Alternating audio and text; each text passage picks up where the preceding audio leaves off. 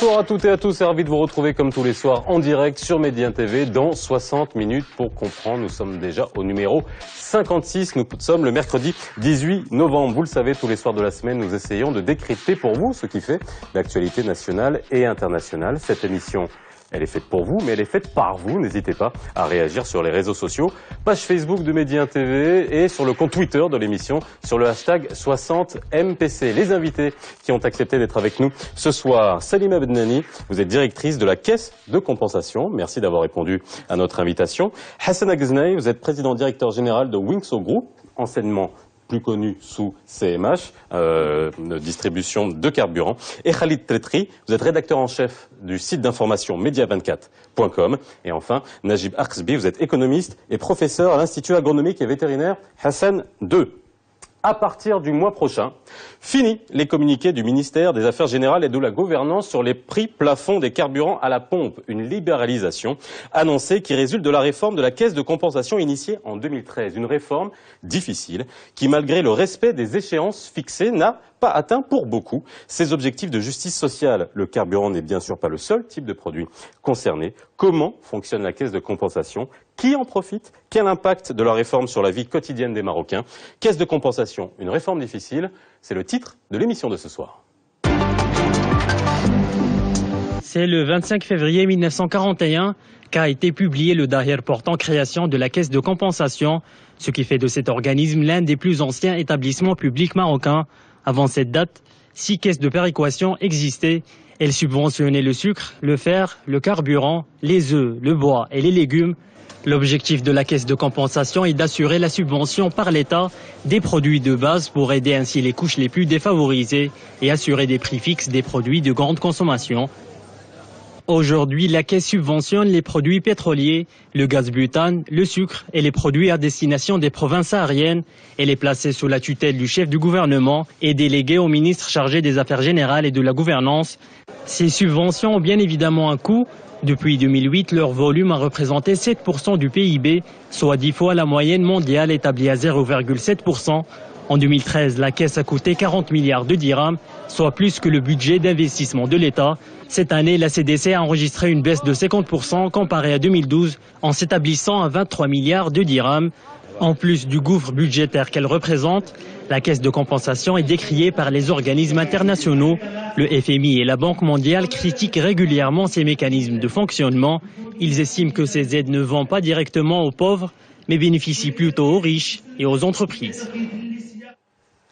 Bien, madame, messieurs, aujourd'hui, on va essayer de comprendre déjà à quoi sert cette caisse de compensation, même si on a eu beaucoup d'éléments dans ce reportage. La décompensation, quel impact ça va avoir et surtout à quoi ça va mener. Je le disais en introduction, les prix à la pompe seront libéralisés à partir du mois prochain, tel qu'il en était prévu. On y arrivera, on en discutera. Salima Bednani, vous êtes directrice de cette caisse de compensation. On a bien vu qu'elle avait été créée en 1941. Est-ce qu'on peut revenir sur l'essence même, l'ADN, la mission de la caisse de compensation? Donc oui, bien sûr. Déjà pour corriger un tout petit peu le message qui a été délivré au niveau du reportage, effectivement, repositionnons dans l'histoire. Elle a été créée en 1941 en pleine Seconde Guerre mondiale. Et nous savons qu'en pleine Seconde Guerre mondiale, il y avait un problème d'approvisionnement des marchés, pénurie, tout simplement parce que tout le monde était sur le franc et qu'il n'y avait pas assez de main-d'œuvre pour produire les denrées de base. Et donc, la caisse de compensation a eu pour mission en 1941 l'approvisionnement des marchés et la stabilisation des prix. À aucun moment, on ne mentionne dans le texte de création la subvention. La subvention est une conséquence qui est venue après, lors du fonctionnement de la caisse de compensation.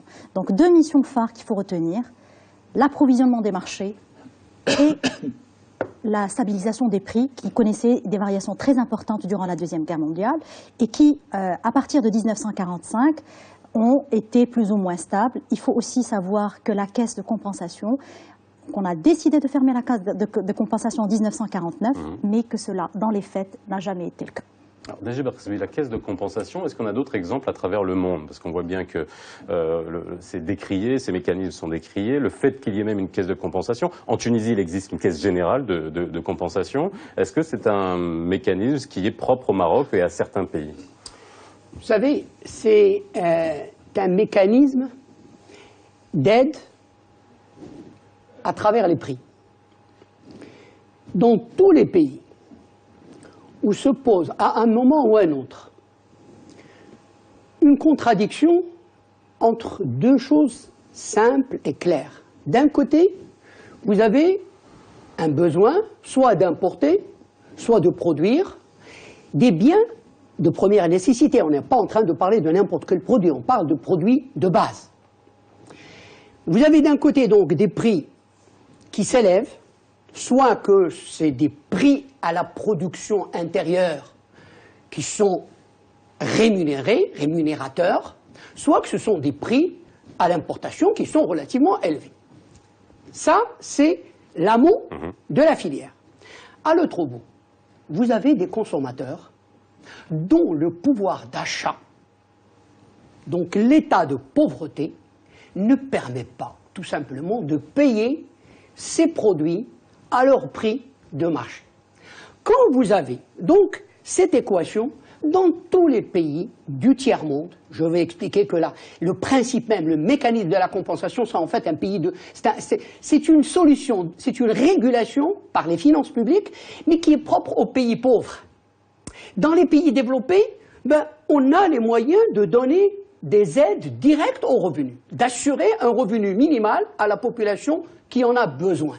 Dans les pays en développement, vous avez raison, ça a été le cas dans la plupart des pays africains, en Afrique du Nord, pratiquement tous les pays, pendant longtemps en Amérique latine également. Vous dites, lorsque on a besoin, par les finances publiques, je dis bien, de faire en sorte que on puisse à la fois payer à l'amont, soit à la production, soit à l'importation, des prix relativement élevés, mais qu'on sait bien que ces prix élevés ne peuvent pas être supportés par les consommateurs parce que leur pouvoir d'achat est faible. Là, si vous voulez, c'est l'État qui entre dans le processus, dans la filière, avec les finances publiques, avec donc la caisse de compensation, pour faire ce rôle de celui qui va rendre cette équation faisable. Mais alors quand Salima Bennani, vous nous dites, finalement vous êtes bien revenu, vous avez insisté sur le fait qu'on ne parlait pas de subvention, c'est venu après, que l'objectif était la stabilisation des prix. Khalid Tretri, l'essence de la caisse de compensation, ce qu'on est en train d'expliquer aujourd'hui, c'est fondamental aujourd'hui par rapport à ce qu'a expliqué Siakhzbi. Il y a l'amont, et puis il y a la redistribution qui se fait, on va dire, au niveau de l'aval. On peut résumer ça en une seule phrase. Oui. Tant qu'il y a de la pauvreté dans un pays, on a besoin d'un système un système d'aide, direct ou indirect, peu importe le mécanisme, mais d'un système qui permet d'avoir des produits sur le marché à un prix que la population peut s'offrir. Très simple. Tant qu'on a de la pauvreté, on a besoin d'un mécanisme. Alors quand on sortira de la pauvreté, c'est pour ça qu'il y a eu pas mal de programmes, l'INDH, pas mal de programmes au Maroc, pour sortir un petit peu cette population de ce gouffre de pauvreté et les amener progressivement vers un pouvoir d'achat qui pourrait faire face à la libéralisation des prix ou à acheter le blé, le pétrole, le sucre au prix du marché, ça veut dire au prix juste, où il y a les coûts, les marges des distributeurs, les marges des exploitants, etc. Donc, tant qu'il y a de la pauvreté, on a besoin de ce mécanisme. Si vous voulez que ce mécanisme disparaisse, il faut en finir avec la pauvreté. C'est on va arriver à la question des carburants, parce que... Non, mais j'entends bien, je voudrais répondre. Allez-y, justement, j'aimerais votre avis là-dessus. J'entends bien, vous savez ce que vous dites, on peut pas aller contre. Mais il y a quand même, sur le plan économique, deux vérités d'évidence qu'on ne peut pas nier. La première vérité d'évidence, c'est qu'on ne peut, que ce soit au niveau d'une famille ou au niveau d'un pays, on ne peut distribuer que la richesse produite. Première vérité d'évidence. Deuxième vérité d'évidence, c'est qu'aucun gouvernement au monde ne peut faire vivre durablement, j'insiste sur le durablement, un pays au-dessus de ses moyens. Je m'explique. Quand vous voyez, et là je parle sous le contrôle du professeur Aksbi, quand vous voyez les chiffres macroéconomiques de notre pays aujourd'hui, notre produit, ce qu'on appelle le PIB, mais je vais simplifier pour que tout le monde comprenne, hein, la production de richesse annuelle, hein, notre produit intérieur brut, est de l'ordre de 900 milliards de dirhams. pour simplifier, disons, de l'ordre de 90 milliards de dollars. Ça peut être plus parce que c'est en fonction de la variation du dollar. Pour relativiser les choses, 90 milliards de dollars, c'est le coût de 2 grandes entreprises en Europe. Voilà. Alors, et les choses ne s'arrêtent pas là. Ce produit intérieur brut, cette création de richesse, non seulement, comme vous le voyez, est relativement faible, mais en plus, son taux de croissance est à la fois lui-même faible et erratique. Je veux dire qui subit des variations irrégulières. En fonction de quoi? En fonction fondamentalement de la pluie et du beau temps. Si vous voyez l'évolution des taux de croissance du Maroc, et ça je suis sûr que le professeur Arsbi en connaît un bout, dès que vous voyez 2,5% par exemple, vous savez que l'année a été pas pluvieuse, dès que vous montez à 5, c'est que la pluie est tombée. Et c'est pas fini. Alors, vous êtes là. Alors maintenant, moi, je n'ai pas la connaissance du professeur des chiffres, mais quand même, je vais vous dire 2 ou 3 chiffres. Il sort ses fiches. Non, il sort ses fiches. Si vous voyez maintenant, attendez, je vais vous dire, les chiffres, pour illustrer. L'année 2012 a été catastrophique pour nous, justement parce qu'il n'a pas plu. Alors, la croissance du PIB, ce qu'on a produit comme richesse, ça a été en tout et pour tout 25 milliards de dirhams. Bien. Les charges de la compensation, la caisse de compensation, se sont élevées à 44 milliards de dirhams pendant cette année. Donc, 55 pardon, milliards. 2012. En 2012. Ah non, pardon, excusez-moi, moi j'ai 56. Oui, c'est 56. Nous, là aussi, vous avez tout le monde pour vous corriger, ne vous inquiétez pas. Ce que je voulais vous dire, les chiffres, au fond, on n'est pas à quelques milliards près. C'est l'ordre de grandeur. Non, mais juste pour résumer, en gros, ce qu'on produit comme richesse, est-ce que la caisse de compensation, ce qu'on a dû subventionner, entre guillemets, finalement, le dépasse largement? Mais c'est pire, vous allez voir. Vous produisez 25 milliards de richesses. Vous subventionnez 56 milliards de richesses au titre de la caisse de compensation. À ça, vous devez ajouter 21 milliards de dirhams au titre des charges des intérêts. Mais qu'est-ce qui vous reste? Alors maintenant, on peut, alors ne me faites pas dire ce que je ne dis pas ou ce que je ne pense pas. On n'a rien dit. Il ne s'agit pas, non, je pense, je te me tourne vers le professeur Arsbi, il ne s'agit pas d'une question de cœur, il s'agit d'une question de possibilité. Nous sommes arrivés, alors là on va se rejoindre, je le soupçonne plus tard, à cause des retards qu'on a pris dans les mises en place, dans les retards qu'on a mis en place dans nos stratégies de transformation, etc., les réformes, ce qu'il est convenu d'appeler les réformes structurelles, à cause du retard qu'on a pris, et en particulier au niveau de la caisse de compensation. Aujourd'hui, que ce soit le gouvernement actuel ou tout autre gouvernement, l'état de nos finances publiques, de nos richesses, de nos finances publiques est tel que vous êtes tenu d'agir à la fois dans l'urgence et d'essayer d'agir dans le long terme. C'est ce que j'imagine que c'est ce qu'essaye de faire le gouvernement, je ne sais pas. Alors justement, comment on lit ça? Non mais alors, voilà, vous avez fait un panorama avec des situations macroéconomiques du pays. La caisse de compensation, aujourd'hui, la question que je vous ai posée au début, c'est de savoir son rôle, à quoi elle joue. J'ai l'impression qu'il y a des positions, il nous en faut une, il nous en faut pas une. Je vais essayer d'être très binaire dans cette solution-là. Au vu de la situation que nous a présentée Siak Znei, finalement, la décompensation, elle s'inscrit dans ce cadre-là? Vous venez de nous dire que notre croissance est à la fois faible et très instable.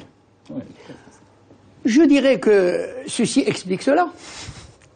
Vous auriez dû ajouter qu'elle est également très injuste, très inégalitaire. Et c'est précisément parce que cette croissance, pour faible qu'elle soit, est inégalitaire qu'en réalité, elle produit de la pauvreté sans cesse.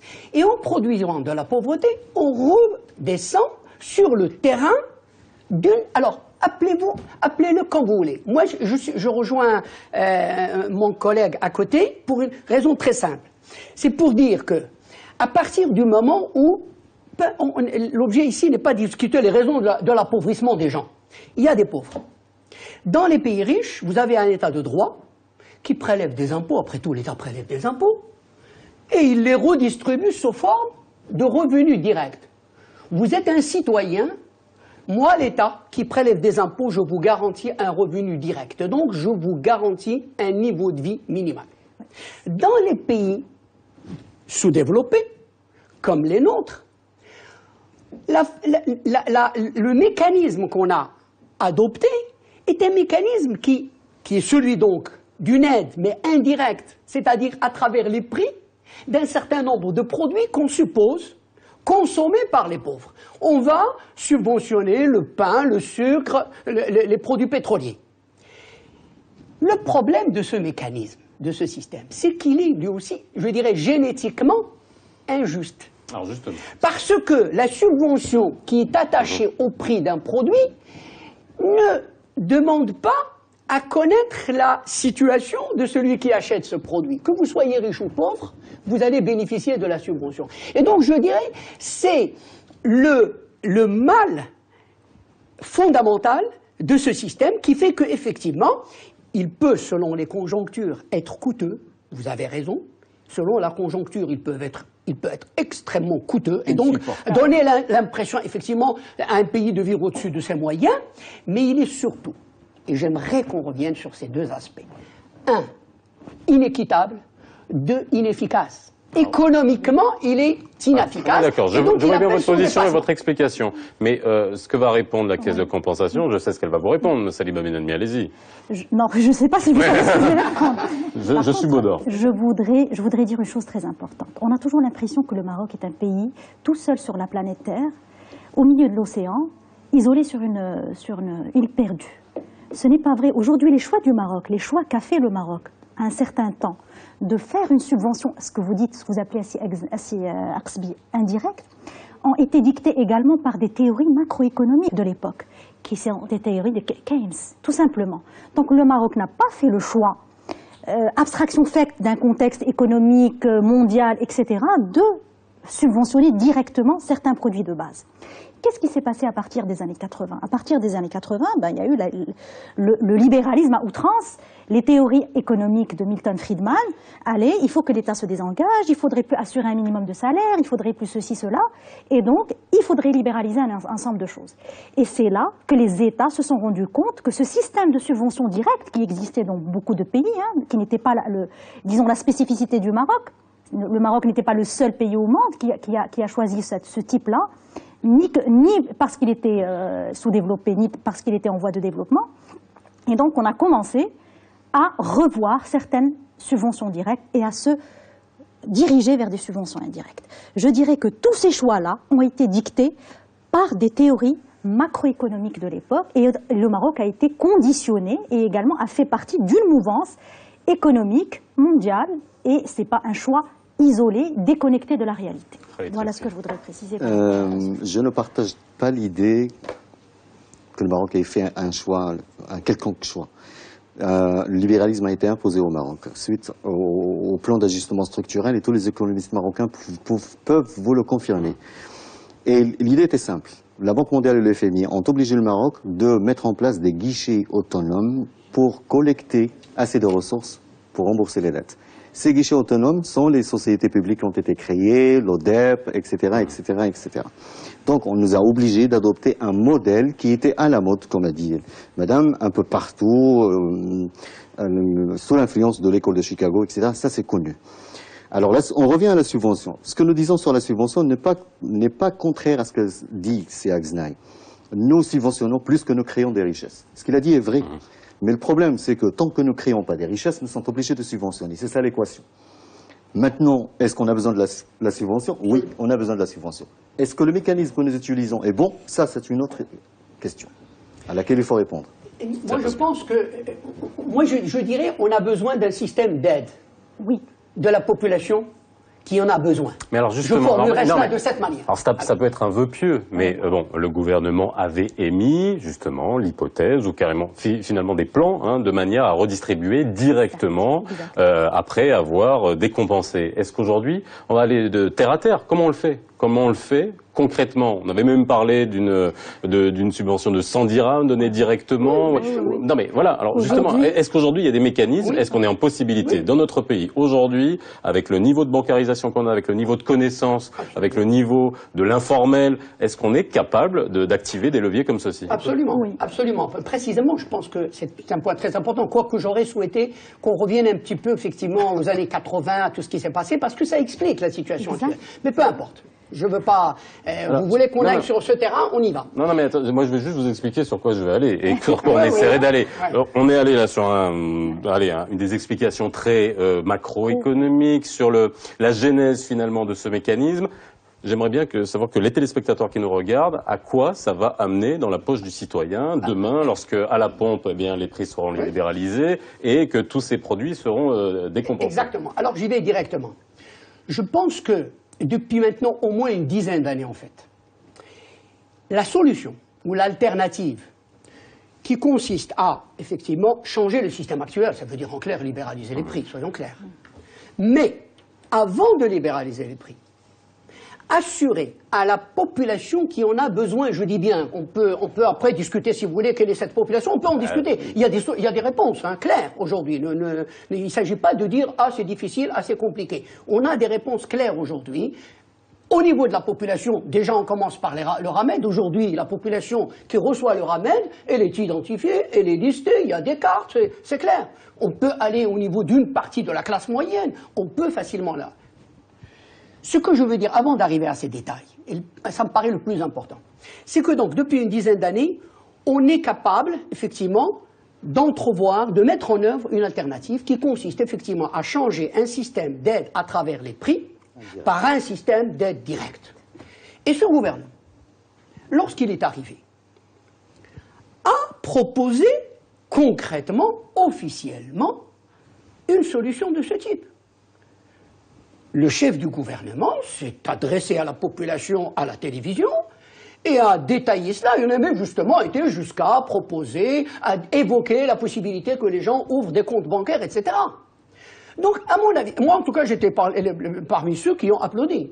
J'estime que ça allait exactement dans le bon sens. Le problème, malheureusement, c'est que, assez rapidement, on ne va pas rentrer parce que ça n'a pas d'intérêt. Moi, je dis, disons pour des considérations de petite politique, politicienne,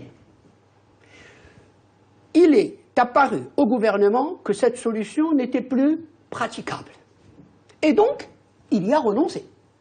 Il faut bien qu'on s'entende. Quand aujourd'hui, il faut quand même un minimum d'honnêteté intellectuelle, quand aujourd'hui on nous dit on est en train de faire la réforme de la caisse de compensation, on raconte des histoires. Parce que la réforme, telle qu'elle a été proposée au début par le gouvernement lui-même, n'a pas été mise en œuvre. N'est pas mise en œuvre parce qu'on n'a pas distribué les revenus directs. C'est-à-dire que si vous voulez, la réforme, une nouvelle, aujourd'hui, n'a de sens que dans la mesure où elle repose sur deux piliers. Un pilier aide aux revenus directs, un pilier libéralisation des prix. On a libéralisé, on est en train de libéraliser les prix. Et on redistribue. On ne redistribue pas, et de sorte que finalement on fait la solution de FMI. La solution actuelle, ce que ce gouvernement. Je vais faire réagir sur Gazin et après je laisserai Salima Begnani vous répondre. Vous voulez réagir. Le FMI n'a rien à voir dans cette affaire. C'est vrai qu'il s'occupe de nous, qu'il fait des rapports, mais même s'il n'y avait pas le FMI, on devrait prendre des mesures correctives. Dans quel domaine? Et ça, vous le savez pertinemment. Nous avons une dette du Trésor qui a augmenté de 80% dans les 6 dernières années. Elle atteint actuellement à peu près 600 milliards de dirhams. Nous remboursons. Le montant des remboursements des emprunts s'élève à 110 milliards par an. le déficit budgétaire, et ça aussi, Sersby, vous le connaissez très bien, notre déficit budgétaire a été en 2014 de 43 milliards de dirhams, en 2013 de 46 milliards de dirhams. Comme je l'ai dit, notre croissance, pour un déficit en 2014 de 43 milliards de dirhams, notre croissance a été de 27 milliards de dirhams. Merci, les chiffres que vous donnez confortent ce que je dis. Attendez, donc vous travaillez pour moi, c'est très bien. Je vais être très clair, parce que quelque part, je vais abonder dans votre sens. Bien. Donc, on revient encore à la question des moyens.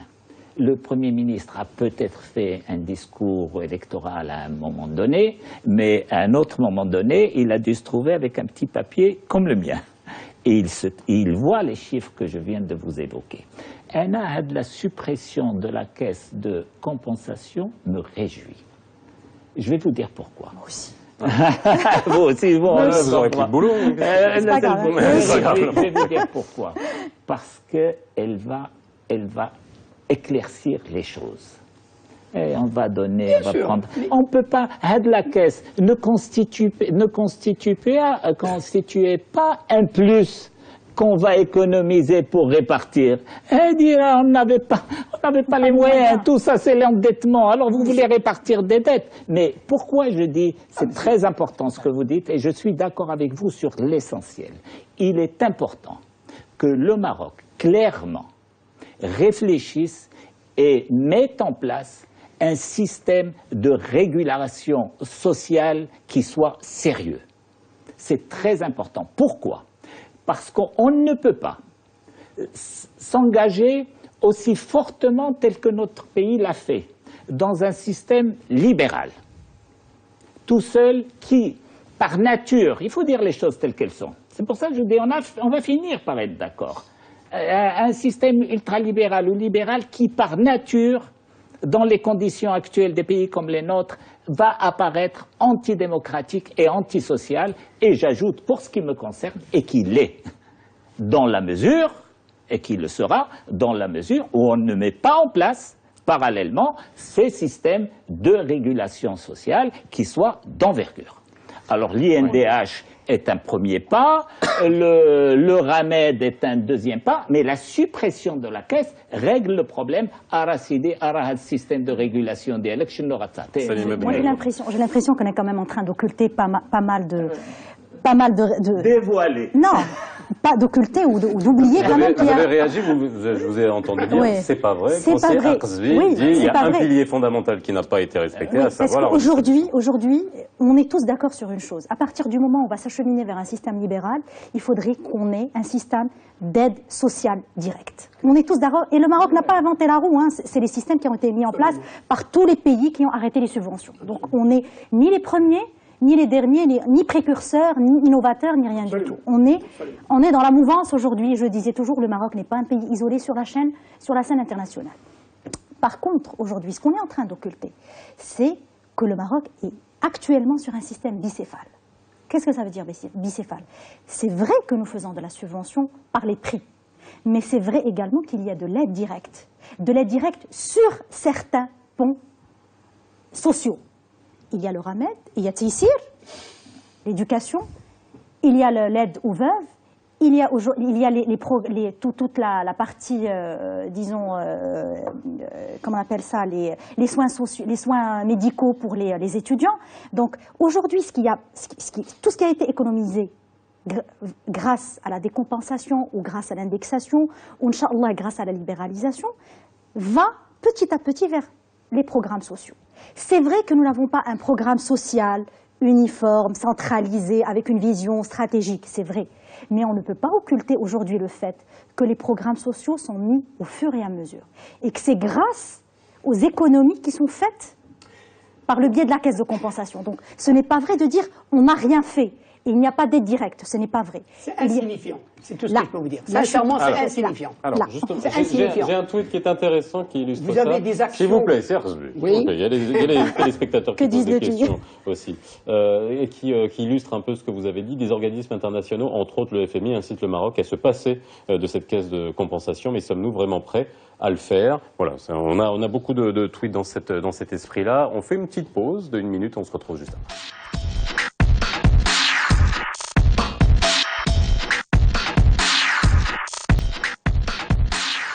Bien, alors, bon, il y a plusieurs réactions sur les réseaux sociaux, notamment celles que je vous ai lues juste avant la pause, notamment sur est-ce que nous serons prêts à nous passer de la caisse de compensation. Bon, on va pas revenir dessus, je pense qu'on a bien eu vos réactions à ce sujet. Quelque chose qui rebondit, enfin qui vous rejoint, CRSV, une réaction sur la page Facebook. Le mieux serait de trouver le moyen de s'en passer, donc de la caisse de compensation, et de fournir à tout citoyen la possibilité de vivre décemment, en payant avec justesse et justice ce dont il a besoin d'essentiel, en l'occurrence ce qui est compensé. Voilà, bon, je dis à peu près les réactions qu'on peut avoir à ce niveau-là. J'aimerais revenir, s'il vous plaît, sur, je l'ai dit en introduction, la libéralisation des prix des carburants à la pompe. Donc ça a été annoncé. Ils étaient plus subventionnés, ça il faut quand même le repréciser. Il y avait un contrôle des prix. Qu'est-ce qui va se passer à partir du mois prochain, Siak Znai? Donc les prix jusqu'à présent, jusqu'au 30 novembre, resteront réglementés. C'est-à-dire que les pouvoirs publics déterminent quel est naturellement ils connaissent le prix du brut, etc., les coûts des raffinages, les coûts des différents canaux de distribution, les transports, etc., le coût de stockage, etc. Et l'État, les pouvoirs publics, fixent également une marge plafond par produit. Et voilà, c'est une marge plafond pour les distributeurs et une marge pour les gérants de stations-service. C'est ce qui fait, tout à l'heure on en parlait, c'est ce qui fait que jusqu'à présent, tous les distributeurs ont vendu au même prix. À travers le Maroc, ils ont vendu au prix de vente réglementé. Alors, à partir du 1er décembre, l'État va, comme il se retire de la caisse de compensation, il se retire également de tout ce qui concerne la fixation des prix des produits pétroliers. Il n'y a plus de structure, nous importons les produits pétroliers, nous importons ces produits, nous calculons nos coûts de mise en place du produit, les coûts de distribution, etc. Nous calculons notre marge et nous fixons nos prix. Quand je dis nous, c'est chaque société de distribution séparément. Voilà, ça sera pas chaque station. Non. Ça pourrait, non. Peut être chaque micro-région, comme on dit chez nous. Peut-être vous avez dans la région de Rabat, tel quartier, etc., ça sera un prix. Et dans d'autres micro-régions, ça sera d'autres prix, à Rabat même. Ça dépend de quoi? Ça va être en fonction de quoi? Ça va être en fonction de la concurrence. Alors, là, moi, les principales questions qu'on va avoir, vont répondre, elle est très simpliste. Est-ce qu'on peut s'attendre à une hausse des prix ou à une baisse des prix? On peut se dire que la concurrence, ça fait baisser les prix, mais on peut se dire aussi que la libéralisation totale des prix, ça peut les faire augmenter. À quoi on peut s'attendre dans les prochains jours? Juste une précision, parce que c'est Exnay, ce que Exnay n'a pas dit. Ce que l'État fixe, c'est le prix plafond. Prix plafond. Que les distributeurs ne peuvent pas dépasser. Donc ils avaient toute la latitude de jouer sur les prix, diminuer de 10 centimes, de 2 centimes, de 1 centime, 0,5 centimes. Ils ne l'ont pas fait. Et normalement, dans l'esprit du gouvernement, ils s'attendaient à une concurrence sur les prix pendant cette période qui n'a pas eu lieu. Et donc, ce qui laisse... Ou du moins très faible. C'est vrai qu'on peut avoir des différences, mais alors très tout le monde a vendu au même prix. D'ailleurs, c'est Exnay l'a dit. Le 30, à partir du 1er décembre, il y a pas mal de gens qui fantasment sur l'apparition d'un différentiel de prix entre les stations-service. Moi, personnellement, je ne crois pas. Du moins, pendant la période de démarrage. Je crois qu'ils vont rester dans la même fourchette de prix pendant un certain moment, le temps que le système soit rodé ou le temps qu'ils se testent eux-mêmes. D'ailleurs, nous avons déjà vécu cette expérience dans les télécoms. Pendant des années, on a gardé les mêmes prix la baisse des prix n'a pas été conséquente. Et tout dépendra encore une fois sur l'approvisionnement, sur l'exploitation, sur la logistique, etc. Donc, oui, c'est résumé. Moi, je pense qu'il y a dans cette libéralisation du prix des produits pétroliers un réel danger. Je dirais non seulement pour le consommateur lambda, c'est un peu l'aspect social, mais je dirais peut-être plus pour l'entreprise, c'est la dimension économique. Et je m'explique. Je pense que d'abord, il faut bien prendre conscience que depuis la baisse monumentale des cours mondiaux, en vérité, nous sommes dans une phase où je dirais le consommateur, d'une certaine manière, est presque anesthésié. C'est-à-dire que cette baisse des cours a permis, c'est vrai, au gouvernement de libéraliser beaucoup de produits sans pour autant que cette libéralisation se traduise par une hausse à la pompe, c'est-à-dire ce qui aurait effectivement directement touché le consommateur. une baisse à la pompe. Une baisse à la consommation. Au contraire, effectivement, il y a donc une baisse, de sorte qu'en fait, les gens ne se posent pas de questions. Le gouvernement est en train de changer de système, mais où réside le danger? Le danger réside tout simplement dans le fait que nous sommes en train d'enlever tout garde-fou, et que demain, les cours du pétrole peuvent évidemment remonter. On ne va pas discuter ici, est-ce que ça va être le mois prochain ou l'année prochaine. Ils vont remonter. Et ils peuvent remonter à 100, 140, 150 $. Imaginez, lorsque les cours remonteront, le choc que cela, parce qu'on sera effectivement dans un système libre, et évidemment, l'impact, ça sera que vous passerez devant la pompe et vous allez payer votre litre à 20 ou 25 dirhams. Alors, le mécanisme, s'il vous plaît, non, le mécanisme qui existait, pour qu'on comprenne bien, jusqu'à aujourd'hui, il y avait un système d'assurance, de groupement d'assurance, qui permettait d'assurer finalement, de compenser au-delà d'un prix du baril à l'international. Aujourd'hui, si demain on a un baril à 100 $ ou à 120 $. Ce que vous appelez le système d'assurance, c'est tout simplement la caisse de compensation. Voilà, aujourd'hui, alors il y en aura plus. Alors entendons-nous bien, vous distribuez dans vos stations si demain le baril est à 120 $. Alors, il faudrait aussi éclaircir un certain nombre de compréhensions. D'incompréhension. Pendant des années, on a entendu que cette histoire, c'est vrai, j'adhère avec vous au fait que la caisse de compensation, ce système, est inefficace et inéquitable. Et maintenant, il commence à être dépassé à travers le monde, par-dessus le marché. Bien.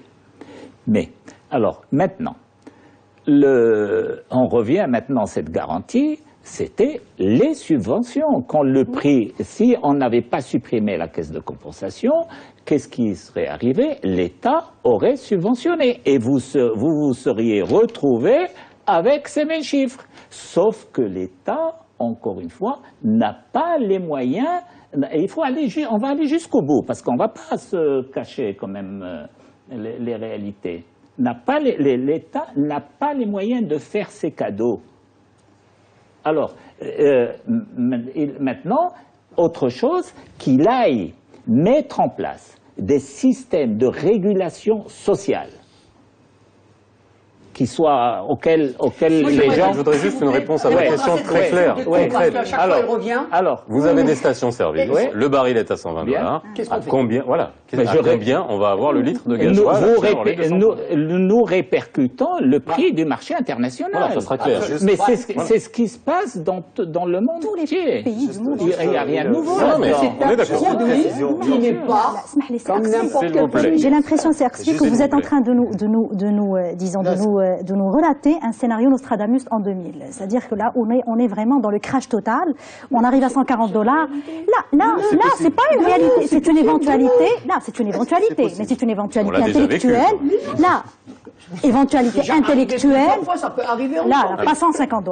Pas 150 $. Il est remonté à 148 $. On était à 120 $. S'il vous plaît. 125 $. À 125 $. S'il vous plaît, c'est de l'arithmétique tout ça. Imaginons ce scénario, ça a déjà existé, s'il vous plaît.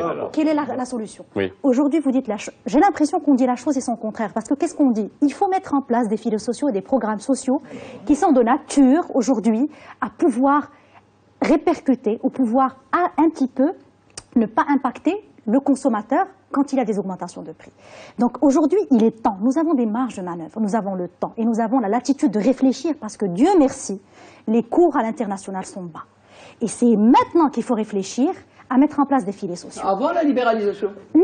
Il faut Aujourd'hui, réfléchir on est dans et un mettre en œuvre contexte des mécanismes on est dans avant un de contexte où les libéraliser. prix sont bas. On est dans Vous un savez ce que ça contexte. veut dire? Je vous Non, non, assure. il y a Khalid Vous savez à quoi ça Traité ressemble ce qu'on est en train de vous faire? allez me le dire dans quelques On instants. saute Khalid Traité. on saute d'un avion sans parachute. Ah, pas du tout. Voilà ce qu'on est en train de faire. Ah, pas du tout. Non, Ça c'est pas coûtera vrai, plus c'est cher pas pour vrai. l'avion. Pas du tout. Alors, il était convenu, quand je dis il était convenu, entre le ministère de tutelle, qui est le ministère de l'Énergie, et les distributeurs, y compris la raffinerie, il était convenu que l'État mette en place une assurance. D'accord? Dans le cadre de la libéralisation. Ça veut dire quoi? Nous sommes sûrs, tout le monde est sûr, que le pétrole reprendra une courbe ascendante. La situation actuelle est exceptionnelle. Absolument. Et on reviendra à la normale, peut-être l'année prochaine, pendant 2 ans, pendant dans un mois, pendant dans 4 ans. Alors, selon le ministre de l'Énergie, et c'est une information que m'a livrée lui-même, selon lui, selon ses pronostics à lui, le pétrole restera stable sur les 4-5 années à venir, dans la fourchette de 50 à 60 $. Et tant qu'il est dans cette fourchette, il n'y a pas de problème, on garde la libéralisation et il n'y aura pas d'impact énorme Ce ne sont à la que des pompe. prévisions. Mais là, juste prévision. Des Il était convenu que l'État, Non, pas- oui, il était spéculation. convenu que l'État prenne une assurance qui jouera le rôle de la caisse de compensation en cas d'augmentation fulgurante du prix de pétrole. Mais ce qu'on oublie souvent dans le débat, c'est que le pétrole, c'est pas à la pompe, c'est pas uniquement à la pompe, c'est l'électricité qu'on bien est produisons. sûr, c'est ce que j'ai dit, c'est l'entreprise. C'est l'électricité. Donc l'État est obligé d'intervenir pour que l'électricité n'atteint pas un niveau de prix. Et on vient de voir ce qui s'est passé à Tanger. C'est tellement sensible qu'on ne peut pas jouer avec ça. Donc il était convenu que l'État mette en place une assurance qui n'a été pas prise jusqu'à maintenant, à ma connaissance. Je peux me tromper. Et le ministère peut réagir demain pour démentir. Il n'a pas encore contracté cette assurance pour faire face à une augmentation. Alors, le moins qu'on Imprévu. puisse dire, c'est que la réforme, à partir du moment où elle a été pensée et décidée, c'est une réforme qui a été extrêmement difficile à faire accepter. On regarde un sujet de Karim Hendawi et on en discute juste après. Devant l'urgence d'une réforme qui n'a jamais abouti, Benkirane a fait de la caisse de compensation son cheval de bataille durant les élections législatives de 2011. Dès l'installation de son gouvernement, une réforme de la CDC a commencé à se dessiner. Objectif, baisser les charges de l'État, notamment en réduisant la subvention du gaz et des hydrocarbures et en accordant des aides directes aux plus défavorisés. Mais pour l'opposition, cette réforme s'attaque directement au pouvoir d'achat de la classe moyenne. La Cour des comptes a pris les choses en main. L'année dernière, elle a publié son rapport sur le sujet.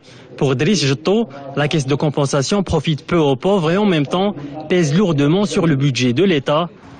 Pour remédier à la situation, la Cour a émis des propositions qui concernent les 4 produits subventionnés qui ont coûté à l'État plus de 44 milliards de dirhams en 2013.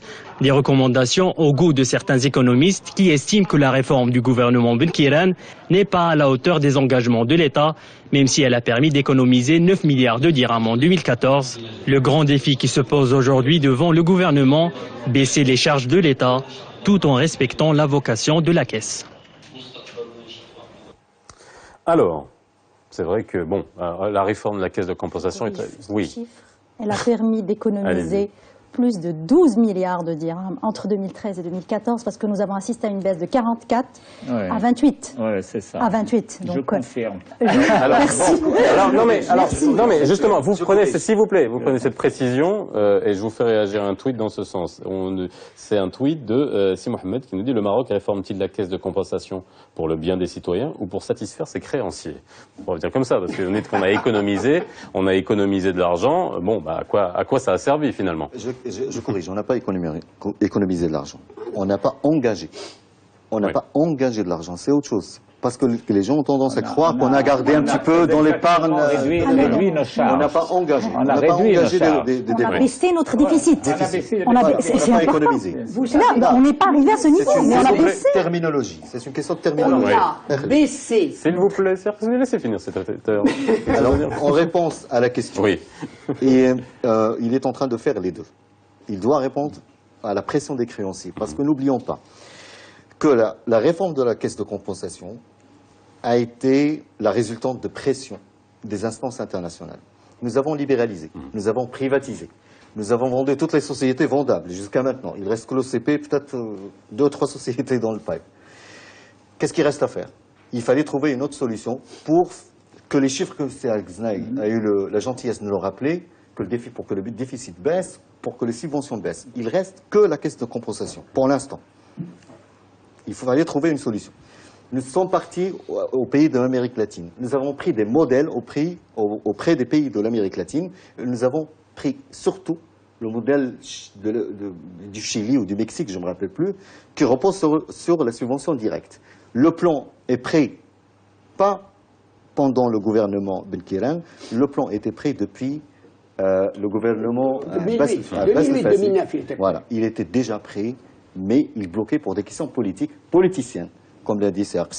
Et jusqu'à maintenant, on attend encore. Donc, d'une part, faire plaisir aux créanciers pour rembourser, pour démontrer qu'on est capable de rembourser, et d'un autre côté, il faudrait qu'on arrive à un système de ciblage, ce qui est une bonne chose. Ça veut dire que les gens qui sont dans le besoin, que les gens qui n'arrivent pas à payer le butin au prix juste, qui n'arrivent pas à payer le pain au prix juste, qui n'arrivent pas à payer le sucre au prix juste, puissent avoir une aide d'une manière ou d'une autre, directement, pour faire face à la montée des prix. Alors, au moins, si vous permettez, 2 idées qui me paraissent essentielles. La première, c'est cette question de querelle de chiffres. Est-ce que le déficit a baissé? Moi, je dis que, oui, bien sûr, comptablement parlant, le déficit a baissé. Pourquoi? Parce que, tout simplement, on a enlevé la subvention et les cours mondiaux étaient suffisamment bas, donc c'est purement arithmétique. Mais c'est extrêmement fragile. La décision Imaginez que, je répète encore une fois, quand même gouverner c'est prévoir. Imaginez que demain, on remonte simplement à 60 ou 70. Qu'est-ce que vous aurez? On sera à nouveau devant, puisque le gouvernement n'a pas réformé la question au fond. On va se retrouver devant le même dilemme.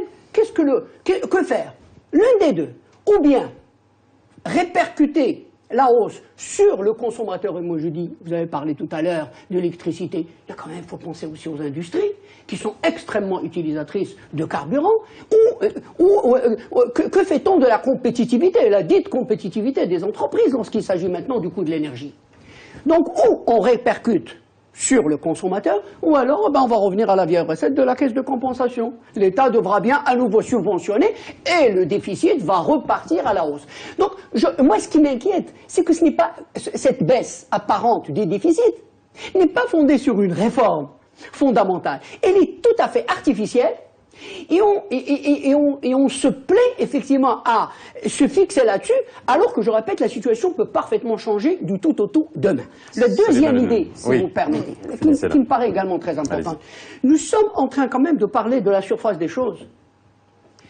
Je veux dire par là que, à chaque fois qu'on a essayé d'analyser cette question, en fait, des filières subventionnées par la caisse de compensation. Quel est le problème quand on analyse les filières? C'est qu'on s'aperçoit, et pourquoi on dit aussi que il y a un problème d'efficacité. Ce sont des filières qui sont en fait souvent soit monopolistiques ou oligopolistiques, bourrées d'abus et de situations de rente. Elles sont de bout en bout accablées de surcoûts. Parce que quand on parle de vérité du prix, il faut peut-être aussi parler de vérité des coûts. Si, parce que il y a des situations de monopole ou d'oligopole, si parce que le système tout simplement de transformation, que ce soit une sucrerie ou une raffinerie, etc., fonctionne de manière inefficace, c'est-à-dire qu'il y a des surcoûts, tout ça va se retrouver au niveau du prix final. Et donc tout cela va se répercuter soit sur le consommateur, soit sur l'État lorsqu'il subventionne. Donc la vraie question, quand on parle de réformer, bien sûr il faut aller vers ce système qui consiste à changer l'aide par les prix par des aides directes. Mais au-delà, fondamentalement, il faut réformer les filières. Il faut veiller à ce qu'il y ait de la vraie concurrence sur les marchés. Or, prenons par exemple les filières dont nous parlons. Le sucre, aujourd'hui, c'est encore un monopole. C'est une aberration. Nous sommes devant un secteur qui est extrêmement important, où vous avez une entreprise, alors là, écoutez-moi bien, qui a à la fois le monopole, qui est protégée de l'extérieur, de la concurrence, et dont les prix, à ce jour encore, sont subventionnés et donc contrôlés par l'État. C'est la même chose, c'est peut-être pour lancer la discussion avec monsieur. C'est la même chose à certains égards du secteur. Parce que sinon, vous le demandez. Le secteur de carburant, il finira bien par se fatiguer à un moment. Non, mais oui, ça ne dure pas assez longtemps pour qu'il se fatigue. Alors, vous parlez maintenant de problèmes de surcoût au niveau du pétrole. Et vous avez évoqué le cas du raffinage, de la raffinerie. Je vous informe que le problème des surcoûts était institutionnalisé au niveau de la raffinerie avant sa privatisation. Comment avant la privatisation, parce qu'il faut quand même voir d'où on vient, comment était calculée la marge de la raffinerie, de la Samir? Elle était calculée de la façon suivante. Le conseil d'administration de la Samir, le ministre de l'énergie ou le directeur de l'énergie ou d'autres fonctionnaires, le directeur de la Samir, décidait que la Samir, la marge de la Samir ou le bénéfice de la Samir devait être de tel ordre, en fonction de l'exposé que leur faisait le directeur de la Samir, des investissements qu'il devait faire, de modernisation, etc., etc. Et à partir de ce bénéfice, décrété, on remontait la filière et le ministère calculait les différents coûts qui devaient être ceux de la Samir. Voilà comment était calculée la structure de prix de la Samir. Mais vous ne pouvez pas, quand je précise... Je n'ai pas installé l'amalgame parce que je précise. Tout à l'heure, vous avez dit que je n'avais pas parlé de plafonnement du prix. J'avais parlé de plafonnement du prix. Et aujourd'hui, là, à l'instant, je viens d'évoquer la façon dont étaient calculés les coûts et les marges de la raffinerie avant sa privatisation. Très bien. Je ne peux pas être plus précis. Alors, avant la privatisation... La question de surcoût... Alors, voilà un peu... Alors, maintenant, pour passer au secteur de la distribution. Il faut savoir ce qu'on veut, quand même, dans l'existence. Nous sommes dans un système libéral, donc dans un système de concurrence. La concurrence, si vous n'êtes pas compétitif, la question de productivité et de compétitivité est au cœur de ce système libéral. Nous sommes dans un système très concurrentiel, les pétroliers entre nous. Celui qui n'est pas capable, il n'y a pas de surcoût, les surcoûts, ça n'existe pas dans le privé. Celui qui n'est pas capable d'avoir des coûts compétitifs, eh bien écoutez, il ne fera pas long feu. Parce qu'il ne va pas être compétitif. Voilà. Comme société de distribution. S'il vous plaît, juste pour rebondir par rapport à Seah Gheznaï, est-ce qu'on peut considérer le carburant, alors que ça soit vis-à-vis des consommateurs lambda particuliers ou des entreprises, que ce soit les transporteurs de marchandises qui pourraient avoir une ardoise extrêmement élevée en cas d'un baril de pétrole élevé. J'ai l'impression que vous assimilez ça à n'importe quel autre produit. Vous parlez de concurrence dans ce secteur-là. À un moment donné, c'est un produit de première nécessité, on n'a pas trop le choix. Vous pensez vraiment que la concurrence dans ce secteur-là peut amener à faire disparaître un ou autre, enfin disparaître ou à mettre en difficulté un ou autre... Mais dans le monde entier. Oui. Dans le monde entier. Oui. Que de sociétés de pétrolières ont disparu. Je vous donne un exemple. Mais en France, Shell a pratiquement disparu. British Petroleum en France. British Petroleum a pratiquement sans réseau de distribution. Non, la société, écoutez, non, on ne va pas jouer sur les mots. Non, on ne va pas jouer sur les mots. La British Petroleum, en France, a cédé ses participations dans la distribution à un groupe israélien. Appelez ça quand vous voulez. Moi, je dis, appelez ça retrait stratégique quand vous voulez. Voilà.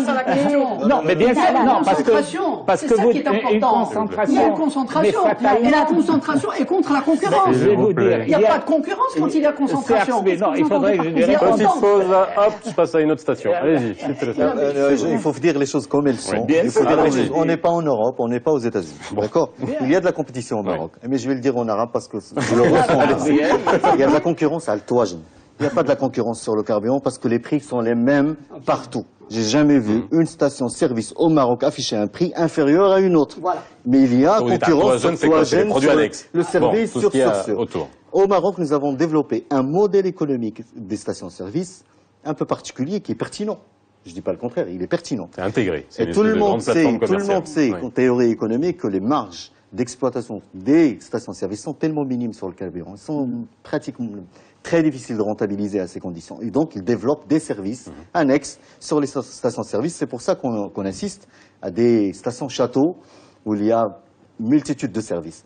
Ça, d'un autre côté. En parlant de surcoût, la Samir actuellement, parlons de la raffinerie de la Samir actuellement, elle raffine du pétrole dans un cadre libéralisé. Ça veut dire que n'importe qui peut importer n'importe quoi. Et vous pouvez me corriger si je me trompe, au niveau international.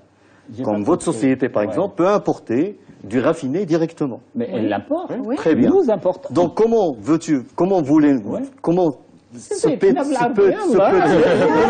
Il y a des choses que je ressens en arabe. Non, mais ça monte. Oui, c'est bien. Allez-y. Alors comment on va faire? Comment la Samir va faire de l'exploitation avec un surcoût alors que ses clients peuvent s'approvisionner à l'international de manière directe?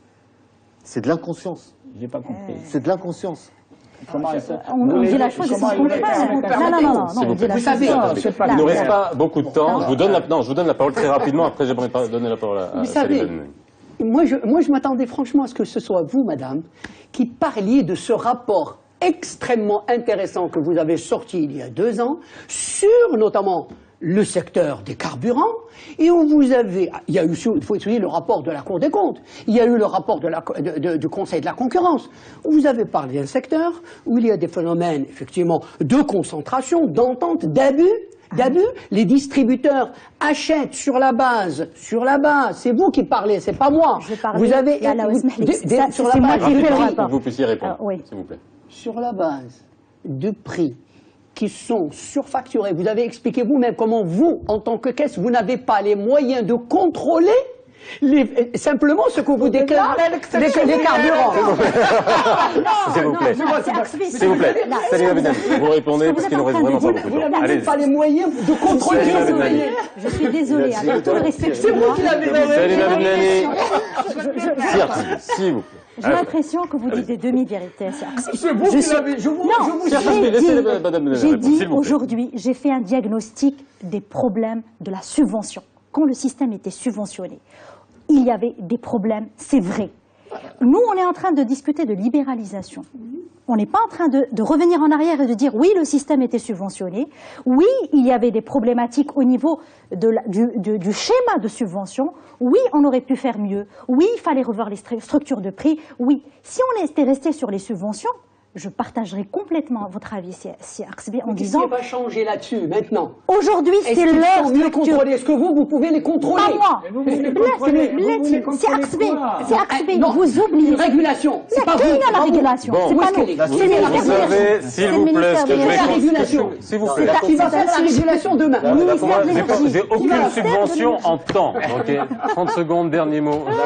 La conclusion. Il faut arrêter de dire qu'on est dans un système libéral. On n'est pas dans un système libéral. Nous n'avons pas un conseil de concurrence qui a les moyens de contrôler. Voilà. Nous n'avons pas de la régulation dans pas mal de secteurs.